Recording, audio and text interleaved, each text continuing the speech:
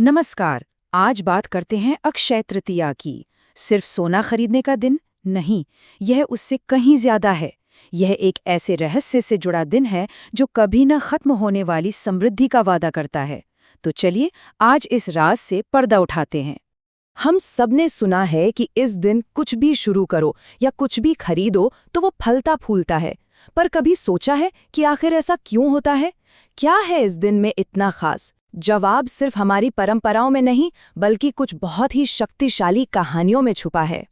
देखिए, इस दिन की पूरी ताकत ना एक ही शब्द में छिपी है, अक्षय। संस्कृत में इसका सीधा सा मतलब है वो चीज जो कभी खत्म ना हो, जो कभी नष्ट ना हो, बल्कि हमेशा हमेशा बढ़ती रहे। बस यही एक सोच इस दिन को इतना असाधारण बना देती है। अक्षय तृतीया का पूरा महत्व असल में 4 महान कथाओं पर टिका है। और ये सिर्फ कहानियां नहीं हैं, ये वो 4 मजबूत स्तंभ हैं जो इस दिन को एक खास तरह की आध्यात्मिक ऊर्जा से भर देते हैं। आइए एक-एक करके इन सभी को समझते हैं। तो हमारी पहली कहानी जुड़ी है भगवान विष्णु के छठे अवतार यानी भगवान परशुराम के जन्म से। उनका जन्म इसी पवित्र दिन पर हुआ था।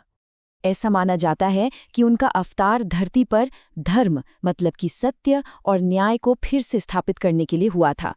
वो एक महान योद्धा ऋषि थे जिनके हाथ में हमेशा एक परशु यानी कुल्हाड़ी रहती थी। तो इसका गहरा मतलब क्या है? इसका मतलब ये है कि उनका जन्म इस दिन को साहस, शक्ति और किसी भी नई शुरुआत की एनर्जी से भर देता है। ये दिन न्याय और संतुलन का प्रतीक बन जाता है। अब चलते हैं दूसरी कथा की ओर। ये दिन सिर्फ एक अवतार के जन्म का ही नहीं, बल्कि एक नए ब्रह्मांडीय युग की शुरुआत का भी दिन है। जी हाँ, हिंदू माइथोलॉजी के हिसाब से अक्षय तृतीया के दिन से ही त्रेता युग की शुरुआत हुई थी। और ये वही महान युग है जिसमें भगवान राम ने अवतार लिया था और रामायण की सारी घटनाएं घटी थी। तो सोचिए, ये सिर्फ एक युग का बदलना नहीं था, ये धर्म, व्यवस्था और समृद्धि की तरफ एक बहुत बड़ा कॉस्मिक शिफ्ट था।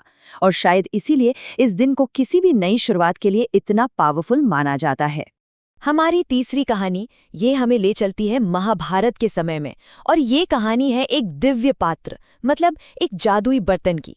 हुआ ये कि जब पांडव वनवास में थे और अपने मेहमानों को खाना खिलाने में मुश्किल महसूस कर रहे थे, तब भगवान कृष्ण ने उन्हें अक्षय पात्र का वरदान दिया। ये एक ऐसा चमत्कारी बर्तन था जिससे तब तक खाना खत्म नहीं होता था जब तक द्रौपदी खुद खाना ना खा लें। जरा इस कथा का गहरा मतलब समझिए। ये पात्र इस बात का प्रतीक है कि जब भगवान की कृपा होती है ना, तो समृद्धि और प्रचुरता मतलब अबंडेंस कभी खत्म नहीं होता। और अब आते हैं हमारी चौथी और शायद सबसे दिल को छू लेने वाली कहानी पर। ये कहानी है दोस्ती, भक्ति और बिना किसी स्वार्थ के दिए गए दान की शक्ति की। ये कहानी है भगवान कृष्ण और उनके दोस्त सुदामा की। सुदामा बहुत गरीब थे और जब वो अपने बचपन के दोस्त राजा कृष्ण से मिलने गए तो उनके पास तोहफे में देने के लिए सिर्फ मुट्ठी भर पोहा था। लेकिन ये छोटा सा तोहफा उन्होंने पूरे दिल से, पूरे प्रेम और भक्ति के साथ दिया था। इस कहानी का संदेश बहुत ही गहरा है। ये हमें सिखाती है कि जब कोई सच्चे दिल से कुछ भी देता है तो उसकी कीमत उस चीज में नहीं बल्कि देने वाले की भावना में होती है। और ऐसे निस्वार्थ दान का फल हमेशा अक्षय होता है, मतलब अनंत होता है। तो हमने ये 4 अलग अलग कथाएं सुनी, पर इन सब में एक कॉमन धागा है, एक ऐसा शक्तिशाली सिद्धांत है जो इन सबको एक साथ पिरोता है। और यही सिद्धांत बताता है कि इस दिन किए गए कर्मों का फल कई गुना बढ़कर क्यों मिलता है।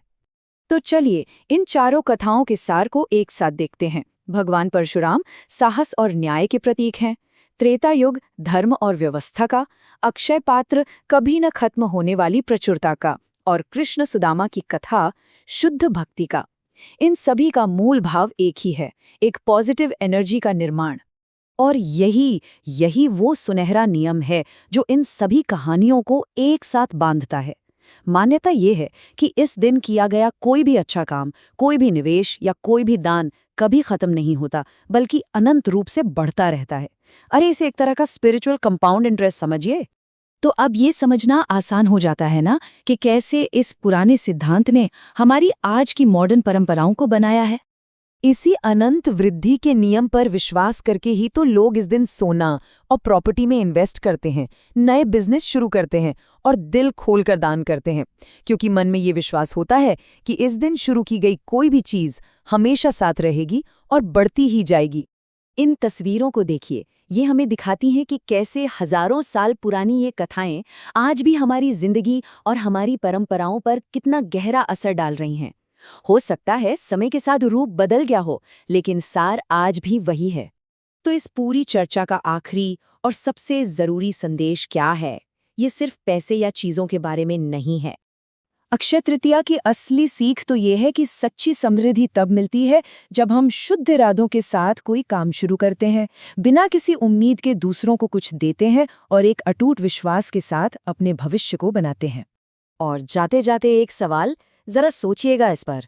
अगर किसी को ये पता हो कि आज वो जो कुछ भी बनाएगा, जो कुछ भी शुरू करेगा, वो कभी खत्म नहीं होगा, बल्कि हमेशा हमेशा बढ़ता ही रहेगा, तो वो इंसान क्या बनाना चाहेगा? इस पर विचार जरूर कीजिएगा।